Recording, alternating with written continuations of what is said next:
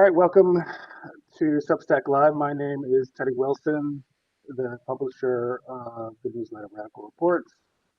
And this week, in what seems to be kind of a new kind of a weekly recurring feature on my Substack, I have a guest with me, Christopher Goldsmith. He's a U.S. Army veteran, military veteran like myself, and he has founded a nonprofit organization previously to train veterans in how to research and combat extremism and fascist authoritarianism. And I wanted to bring him on to talk about a few different topics. Before we get going, could you kind of explain what Task Force Butler is and how you kind of founded it and what is the vision for that organization? Yeah, Teddy. So thanks for having me on. For those of you who have never heard of me before, my name is Kris Goldsmith. I'm the founder and CEO of both Task Force Butler Institute and Veterans Fighting Fascism. Both of these are 501c3s. Task Force Butler Institute was founded about 3 years ago. It was commissioned by a former client of mine who wanted to get more veterans to learn how to do what I was doing, first as a hobby and then as a professionally, then as a job.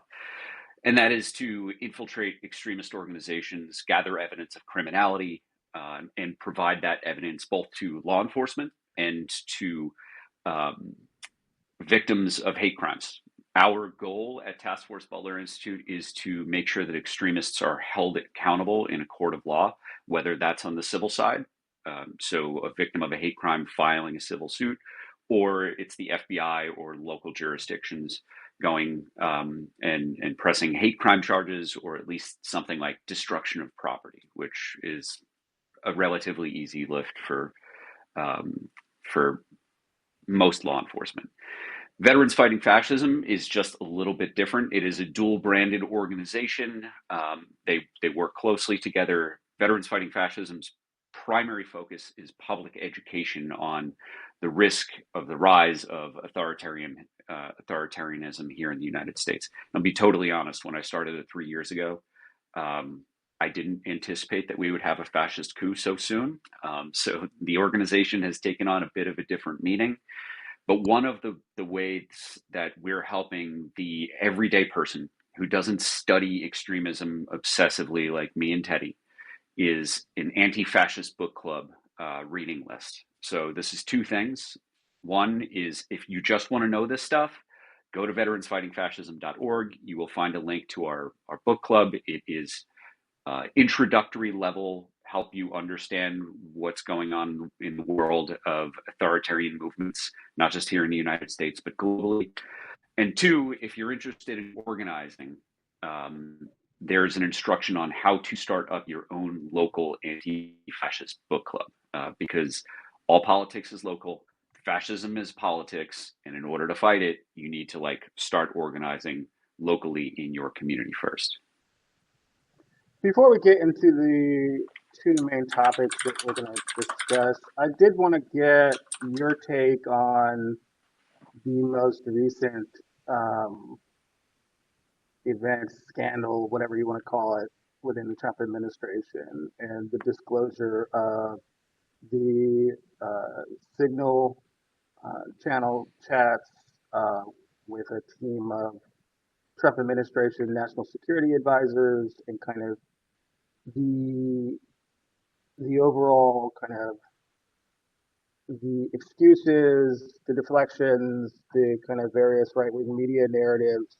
I was just curious on kind of your take on what you've seen over the last 3 or 4 days, if it's been that long even since we've seen these disclosures, and kind of, as someone with that served in the military, and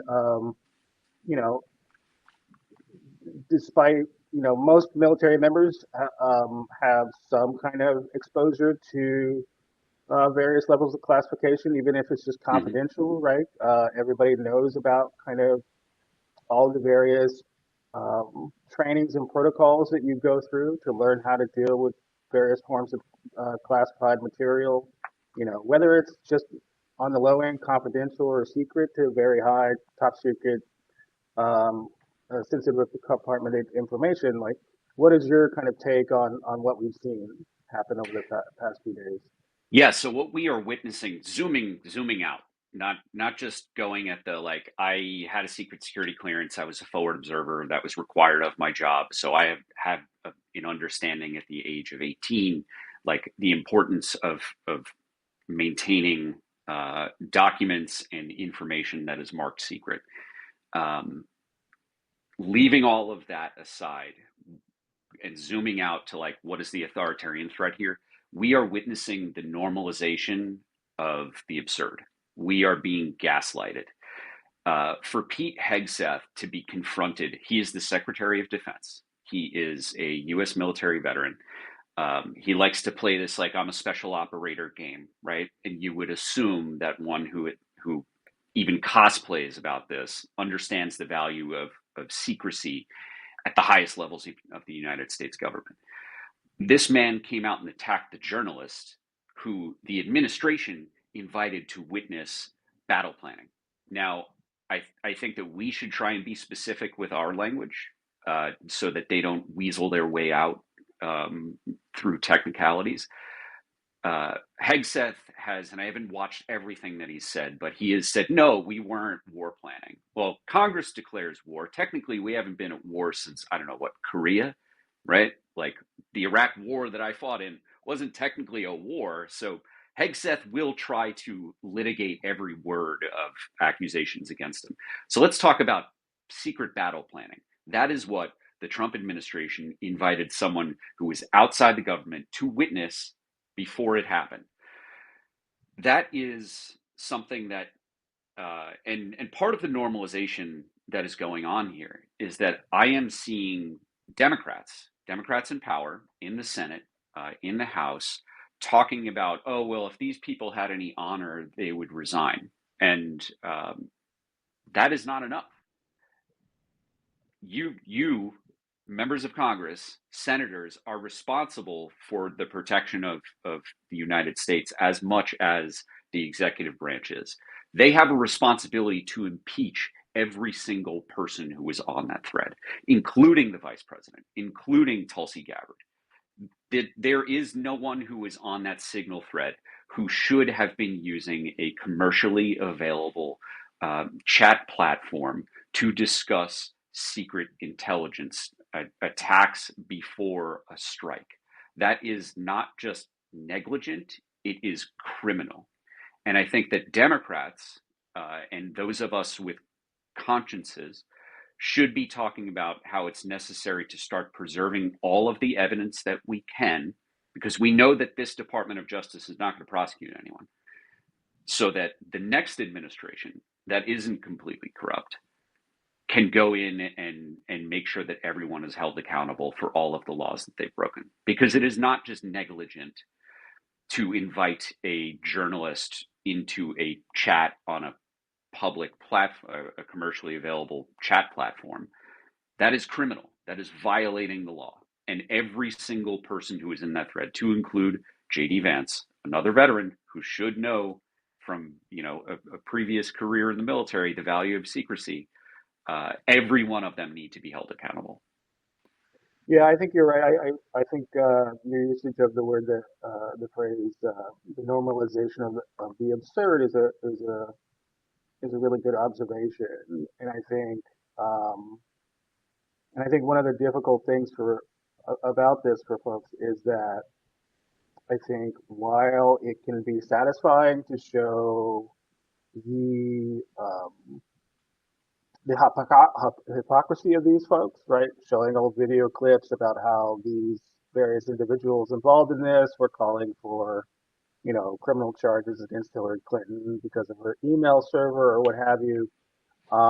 I think it's useful to understand that hypocrisy doesn't really matter anymore within this Mm-hmm. movement, and that most of Trump supporters and kind of the MAGA faithful don't really care about perceived hypocrisy, right? I Yep. think the only thing that might change for those folks is kind of real actual damage that may occur because of things like this. Until things actually are perceived to happen, I don't think you will change people's minds. So I think you're right that there's a duty to use whatever levels of power that congressional Democrats and other folks have to push for various forms of accountability. Yep.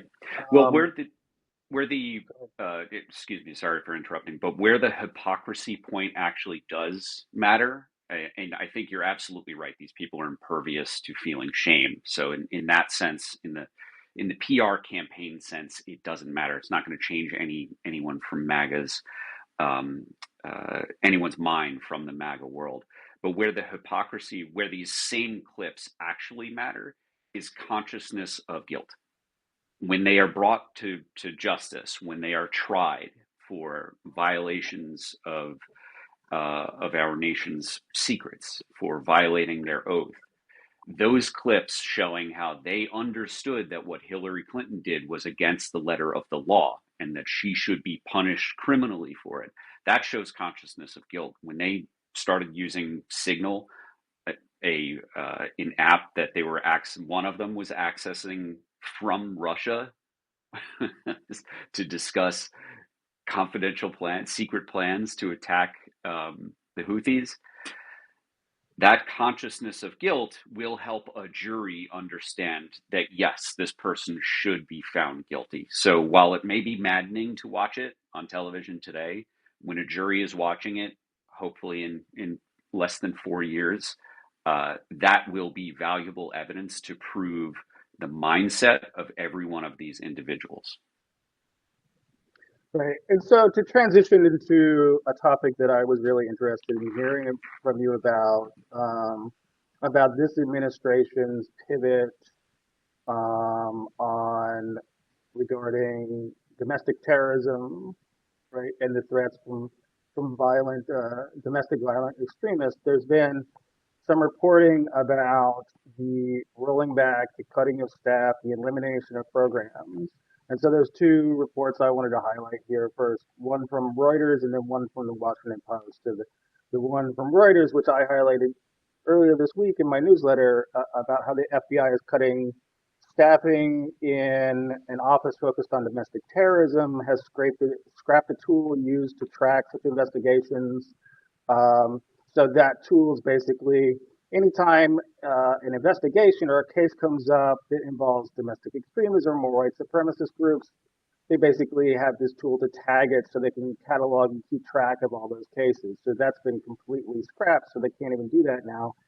FBI leadership recently transferred agents from intelligence analysts in its domestic terrorism operations section, which supports those investigations running out of the FBI's 55 field offices. And so then another report, this from the Washington Post, I think this was published yesterday, Trump administration stopped funding to a national database tracking domestic terrorism, hate crimes, school shootings, um, and a number of different projects. So the Washington Post obtained these records showing the cancellation of about $20 million for 24 different projects. And these projects include one of them that I've used quite a bit. It's the National Consortium for the Study of Terrorism and Response to Terrorism. That's the START program over the University of Maryland. And then also the Global Project Against Hate and Extremism sent out a notice, I believe this was yesterday, that their database that includes more than 1,000 symbols of extremism, from white supremacist groups to accelerationist groups, disappeared from the Department of Homeland Security's, digital library. And so this is all part of this apparent rollback of any efforts to focus on um, various types of far right extremism, domestic extremism, um, and I would like to kind of get your take on taking this all in, considering the what we've seen across the country as far as the increase in the activity and organizing of domestic extremists from kind of all kinds of ideologies. Um, First, what is your take on what is happening here? What do you think is kind of this rollback means, and what do you think the impact of this could be moving forward? Yeah, so I was profoundly disturbed when Kash Patel was nominated as the FBI director because I knew what was coming. I have been at events where Kash Patel is a featured speaker. One was immediately before the election of 2022 in Branson, Missouri. I went to this QAnon conference that was put on by Clay Clark, I think is his name, and Michael Flynn, disgraced former general Mike Flynn. And I watched Kash Patel get on a stage, sharing a stage with people who were calling for civil war.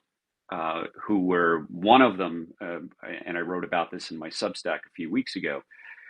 One of them was saying that he was recommending to the crowd of 4 or 6 thousand QAnon maniacs that they start investing in precious metals. And it's a joke line. He goes, and by precious metals, I mean brass and lead, because he's trying to convince these people to get ready to go to war against Americans. Kash Patel shared a stage at this conference at multiple cities throughout the United States for a months long tour. Shared a stage with people who were speaking in tongues. He shared a stage with people who were advertised by Mike Flynn as literal prophets who would go up on stage and say that they are speaking with the mouth of God, that they are literally talking for God.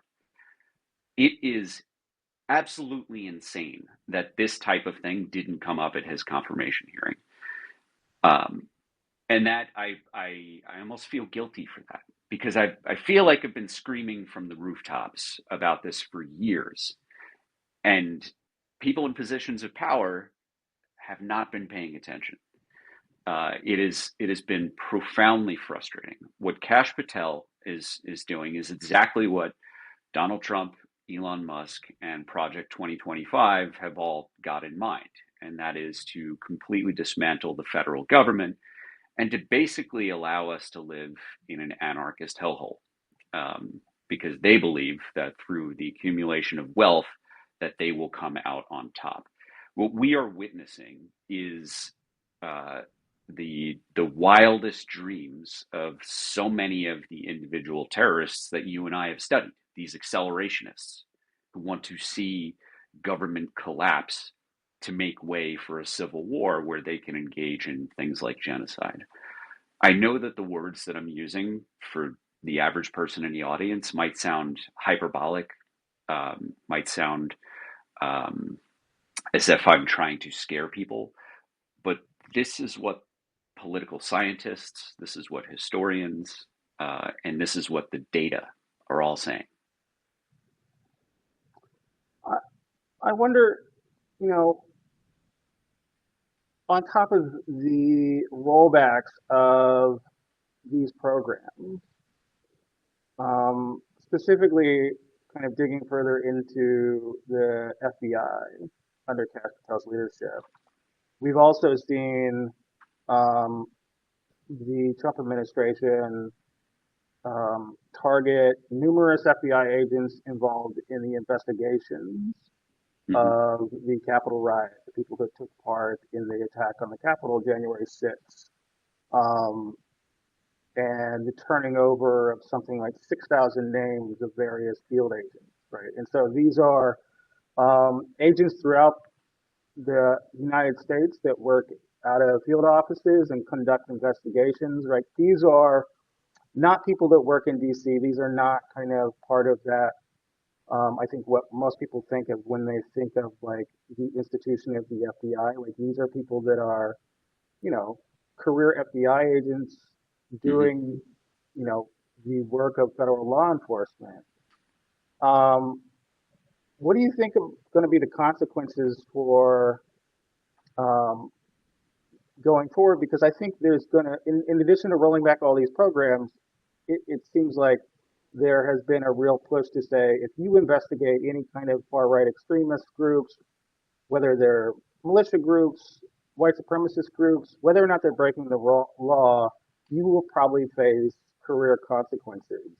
So, Mhm. kind of walk me through kind of what do you think this is going to mean on kind of a just a practical level on the ground for federal law enforcement, um, who like may come across like cases. Do you think they will be de-incentivized to even kind of look into cases of domestic extremism, regardless of where the facts lead them?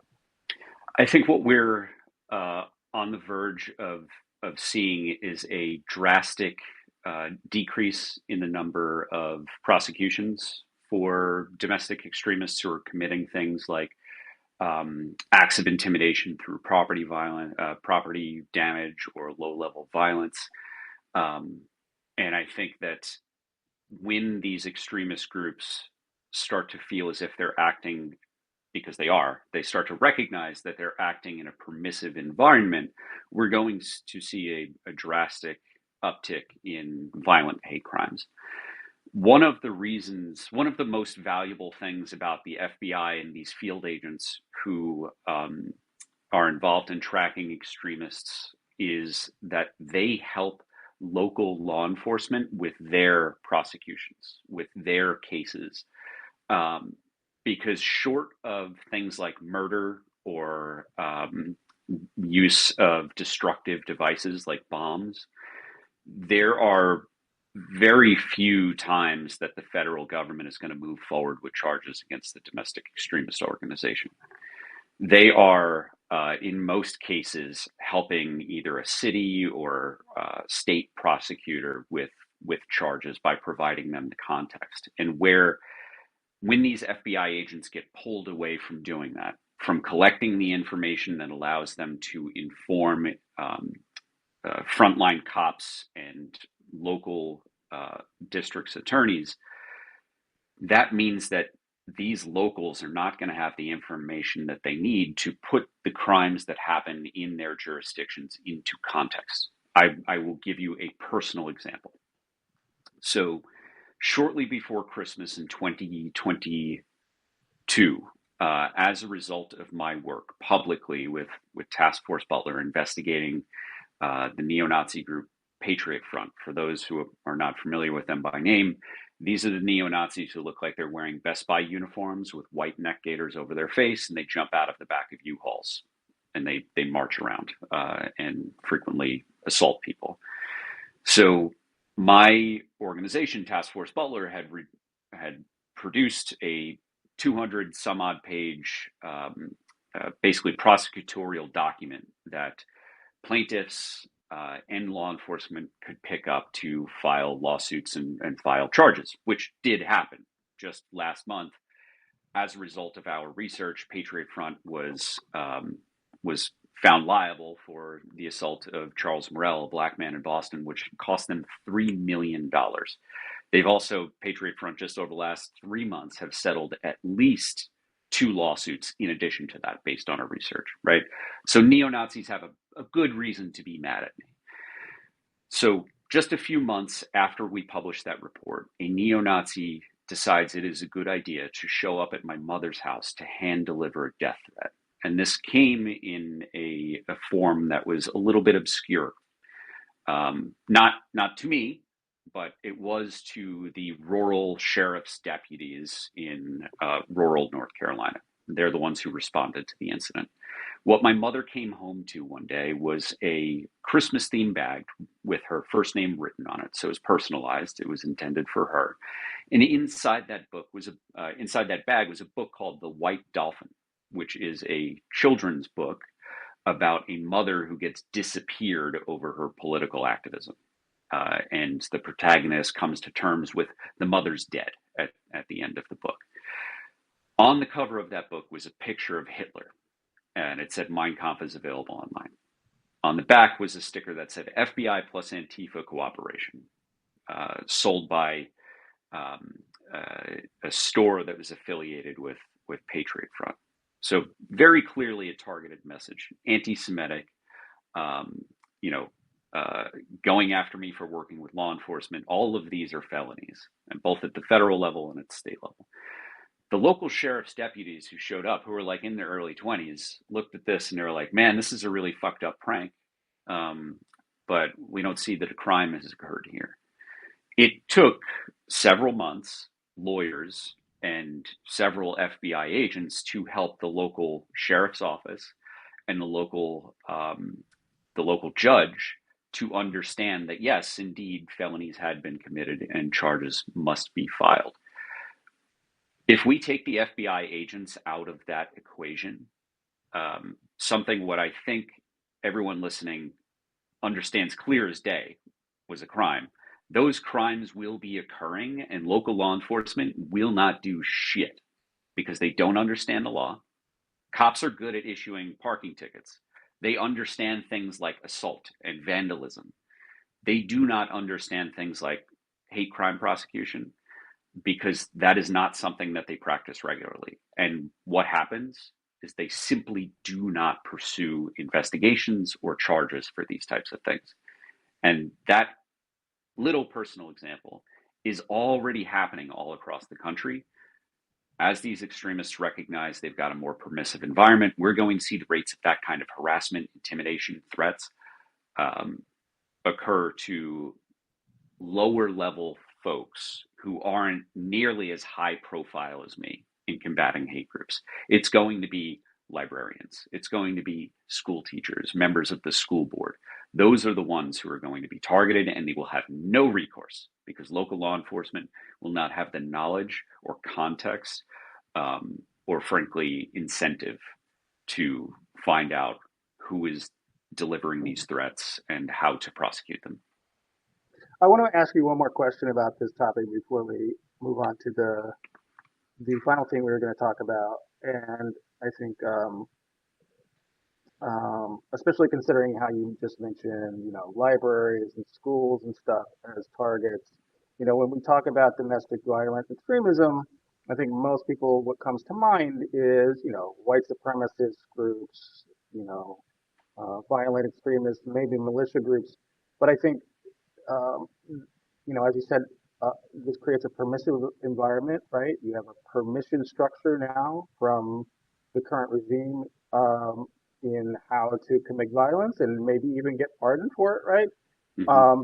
So I was wondering about kind of how this intersects across this broad swath when you think about all the different types of extremism, whether you're talking about, say, the far right uh, border militias and those vigilante groups along the border and their engagement in what's going on there, to something that you recently wrote about kind of the importance of reproductive rights and Mm-hmm. reproductive justice within fighting anti-fascism, and how you see the Trump recently pardoned anti-abortion activists for violating the FACE Act, and you're going to likely see kind of those folks be anti-abortion extremists be much more emboldened now to violate federal law because this administration probably won't be prosecuting anyone for those violations. So, could you talk about kind of how intersectional this is across all kinds of different extremist movements and what kind of problem that poses? Yeah, so January 6th wasn't just the militias and like the Oath Keepers and the Proud Boys. I think the kind of popular narrative has been like these are the two movements, these groups that I would describe as fascist street gangs, right? They are the modern day brown shirts. They are the ones who use violence on behalf of the regime. This is what has happened all throughout fascist history, right?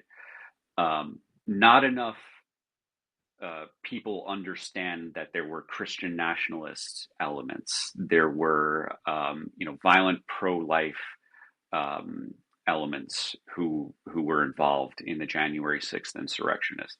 and the blanket pardons for all of them, to include those who were found to have been carrying firearms, people who fired firearms on January 6th, people who committed violence against against police officers. This broad pardon um, has created a permissive infrastructure, a permissive environment, and in infrastructure behind that that is communicating to all domestic extremist groups who are aligned with Trump in any way that they are likely, if they engage in violence that is pro-regime, that they will be protected, they will be pardoned.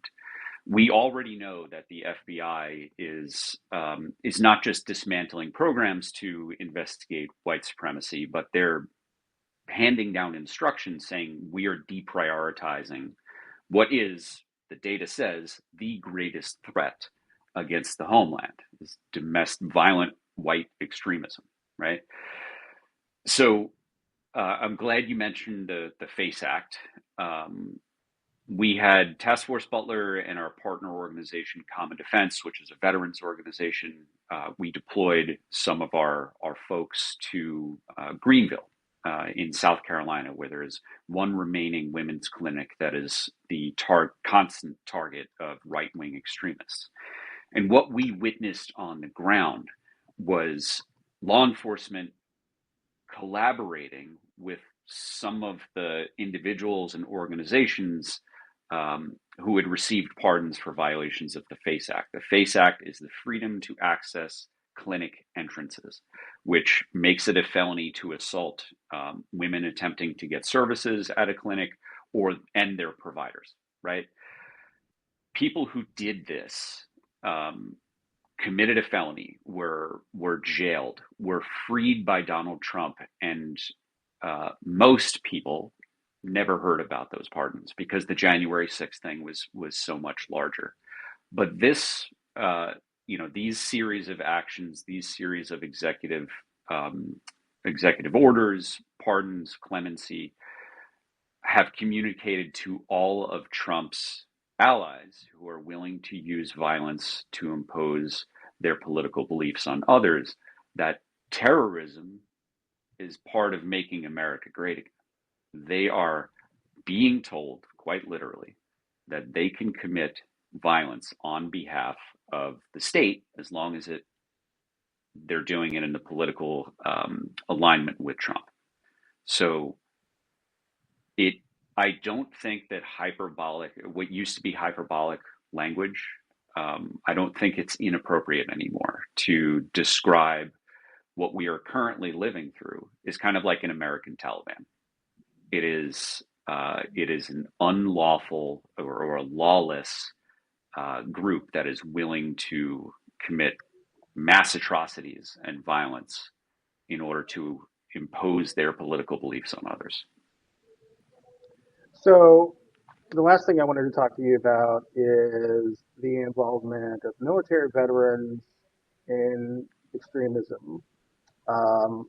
That has been something that has been a topic of discussion and research for quite some time within the academia, within the research community.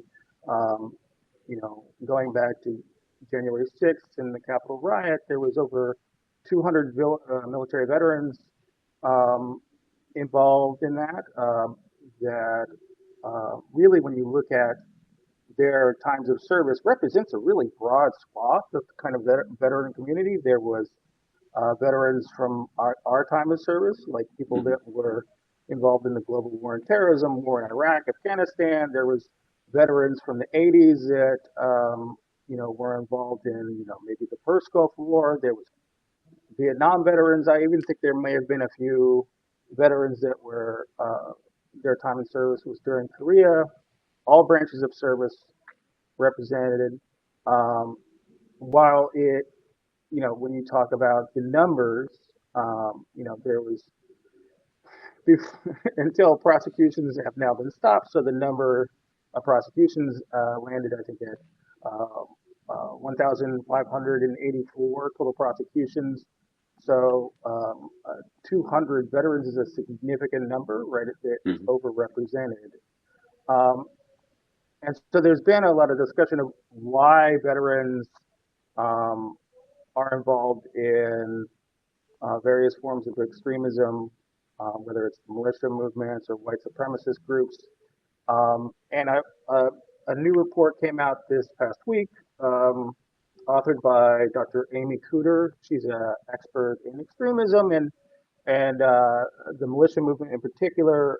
She's part of the uh, uh, Center on Terrorism, Extremism, and Counterterrorism at the Middlebury University, and so she published Veterans' Perspectives on Extremism, Exploitation in the Military, where she interviewed, I believe it was 44 different veterans from across the services about their experiences, um, why they think some military veterans um, are drawn to various forms of extremism. Um, Also, I think it's important to note while we're talking about this, like, um, yes, military veterans are overrepresented within extremist groups, right? And like the capital right more specifically, but they represent the number of military veterans that are involved in extremist activities. A very small percentage of the veteran community, very small percentage of active duty. Hmm. So she interviewed 42 veterans from across military services. Um, and they had a variety of perspectives, but they seemed to come to kind of two main narratives. One, it's the question is basically what causes military veterans to kind of get involved in this? And one thorough line was personal experience and kind of their own personal background. But the other one was essentially kind of the military culture Hmm. and how you're enculturated within the military is part of it. I would like to get kind of your perspective, and I'll talk about a couple other things in this report. But what is your kind of perspective on kind of the complicated and kind of nuanced nature of kind of why so many military veterans get involved in various forms of extremism and why they're so heavily recruited by those groups? Yeah, so one of the top reasons, or the top reason that veterans are recruited by extremist organizations is precisely the same reason that we are heavily recruited by JP Morgan Chase and Bank of America. The attributes that veterans have by nature of having served, and those who receive an honorable discharge who didn't have problems in service, recruiters of any kind know that these are generally team players. They would have been kicked out of the military if they could not work with a team. That is, the Army's dumbest slogan was the one that I joined under, which was Army of One. There's no such thing as that, right? Everything is about teamwork in the military. So uh, it's not entirely unique to our culture, but here in the United States, veterans are venerated and are given an incredible level of respect. The reason why I am given a microphone ever is because I am a veteran. It is because my military experience, even though it was just under 4 years and now nearly 2 decades ago, people still talk to me because they respect my opinion as a veteran. They viewed me as worldly, I suppose. That is not always accurate. And I can say for myself that at the age of 21, which is how old I was when I was a sergeant and got out of the Army, I was an idiot. I didn't know anything about global politics. But if I sat down at the neighborhood bar, people that I looked up to in high school would come and talk to me and take my opinions on government, on education, on everything seriously, right? So extremist organizations recognize that veterans are good brand ambassadors in the same way, again, that big banks do. They recognize if they send someone with a veteran identity out to do a deal on behalf of their bank, that they are more likely to succeed by nature of their veteran status and the skills that they have gained in working as part of a team in the military. So I want to make sure that people focus on that and don't come away with the idea that veterans are more likely than any other American to adopt extremist narratives or fall into extremist organizations, because that's not the truth. Um, the most recent data, I can't recall who did the study, but the most recent data is still kind of disturbing. The conclusion is veterans are less likely to accept extremist narratives like the great replacement conspiracy theory, the belief that, specifically the anti-Semitic belief or the anti-Jewish belief that Jews are deliberately manipulating policy to replace white people or white voters with brown people. That is the great replacement conspiracy theory in a nutshell. So veterans, service members and veterans are less likely to believe that conspiracy theory than Americans. But the baseline is that 30% of Americans believe that conspiracy theory. That is tremendous. So the problems that we are facing, and I think that Dr. Cooter's uh, most recent study really says this, is that we have a baseline problem.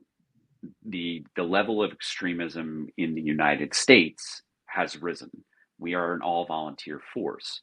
And as the normalization of extremism grows in the United States, by default, we're going to be recruiting from a recruiting pool that has more extremists in it. Um, Dr. Cooter's at least one of the interviewees points out that, by nature of being at war, we dehumanize people. That is part of training. I was a forward observer. My job was to run around with the infantry, and if we ever got in trouble, if you've seen for the civilians out there, if you've ever seen a Tom Hanks movie of any kind that has to do with war, there's always a point when someone gets ambushed, everybody lays on the ground, and then you've got a nerd with glasses yelling into a microphone, and then things start blowing up. I was the nerd with the glasses yelling into the microphone, right? In order to do that job, I had to be mentally prepared to use artillery, mortars, things with, 100-meter kill radiuses. I had to be okay with using that on other human beings. So the way that this manifests it's not supposed to, but it does manifest in training, is the dehumanization of, say, people from Muslim countries. That is what I certainly experienced when I joined the Army in 2004, where it's a very different military today, but that still exists, especially in the most elite units that are constantly seeing combat. Um, so extremist organizations, see some ripeness for recruiting for some of those reasons, but they're not just going after service members and veterans because of their training, because of their willingness to commit violence. Again, it goes back to the primary thing is that they're good brand ambassadors, which means good recruitment, which means greater numbers for extremist organizations overall. You know, there's a couple things.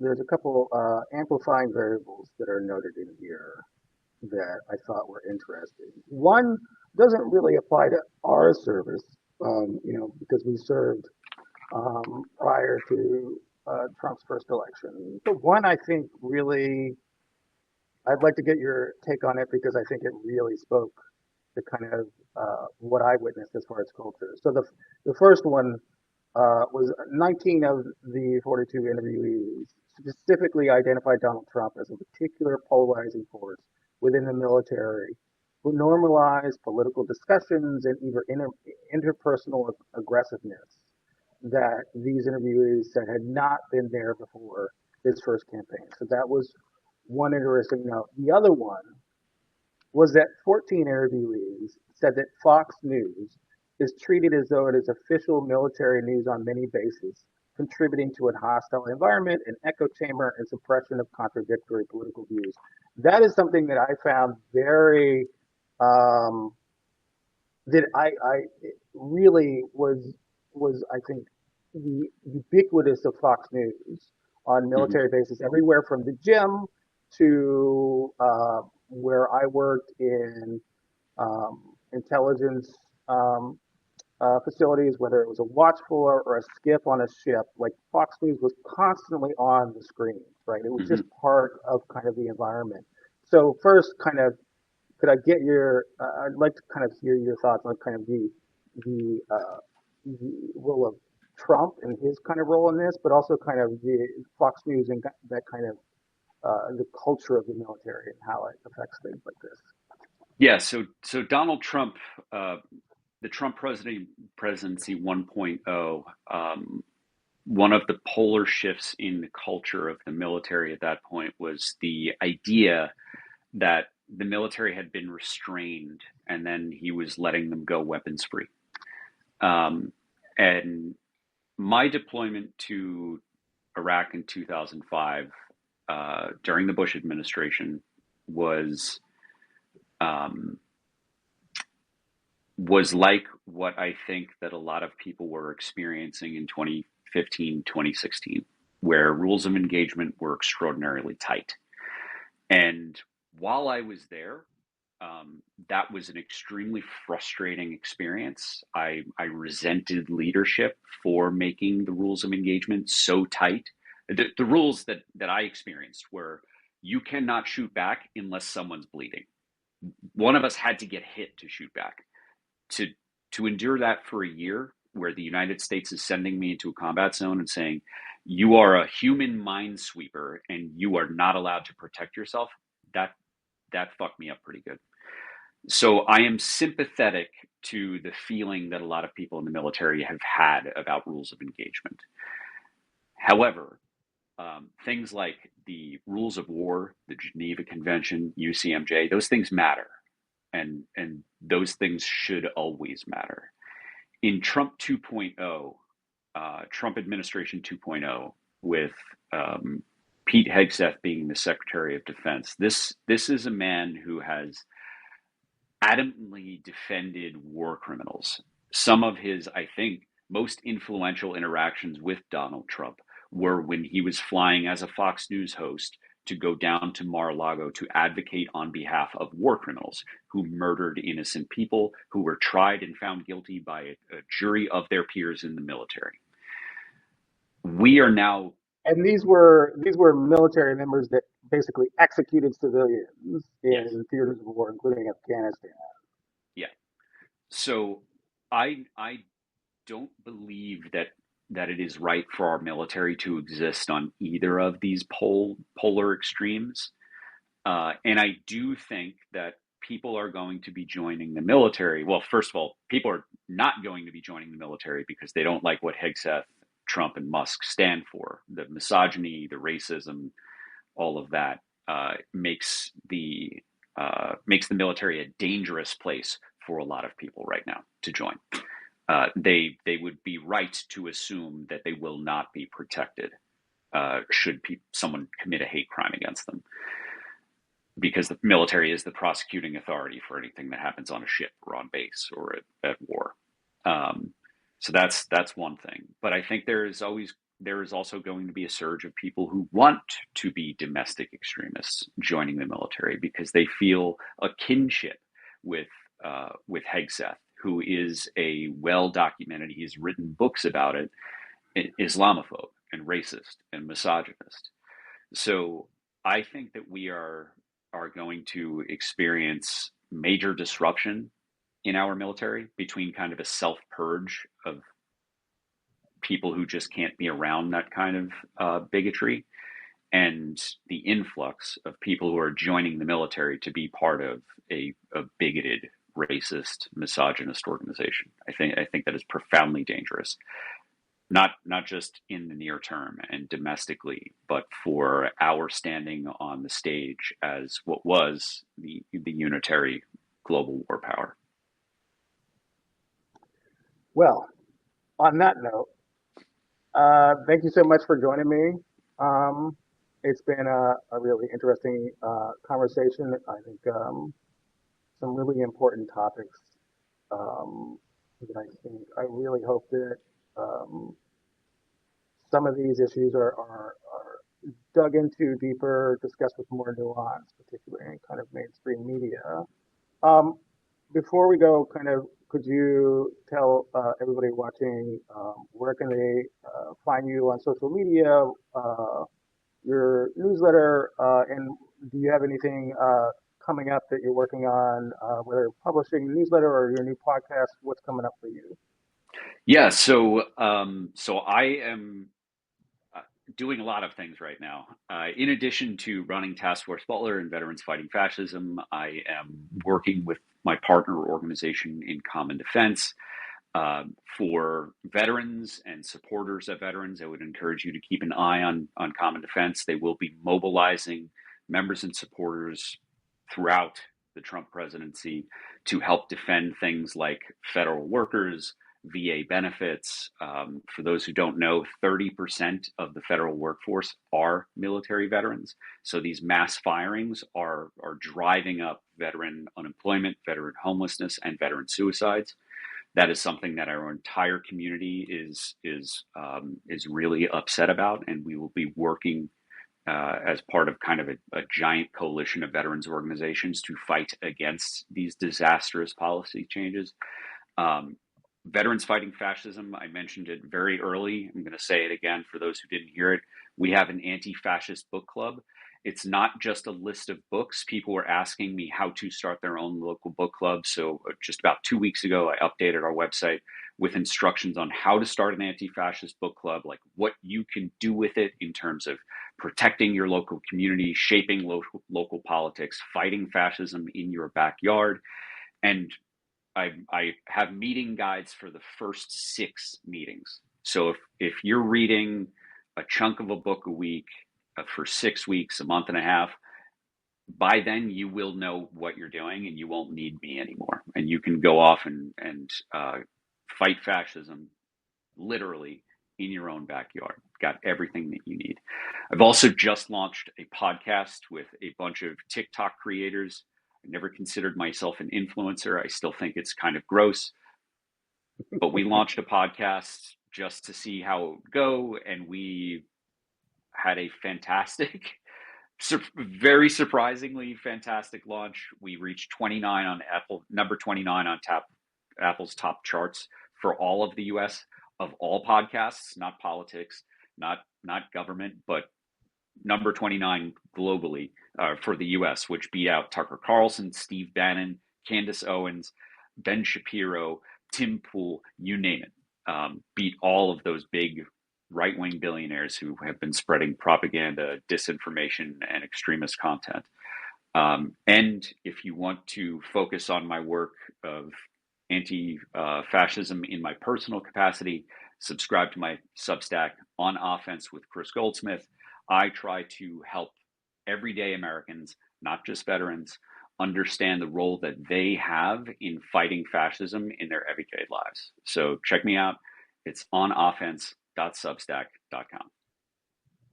All right, thank you very much for coming on. It's been a real pleasure to get to talk to you again, and thank you for all the work that you're doing. Um, Thank you, Rilla. all right, so thanks for joining us here on Substack Live, and until next time, everybody, keep up the fight. We'll talk to you later. Thanks, everybody.